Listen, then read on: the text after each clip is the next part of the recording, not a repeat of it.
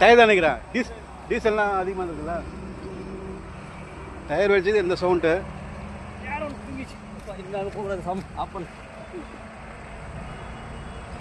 இன்னும் டீசல் டேங்காக தானே இருக்கும். வெடிச்சிருக்கோம் டமால்னு. டேங்க் பறந்துடும்.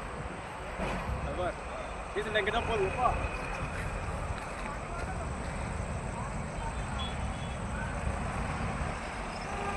வண்டி நிறுத்த மாட்டேன். வண்டி வர போயிடு.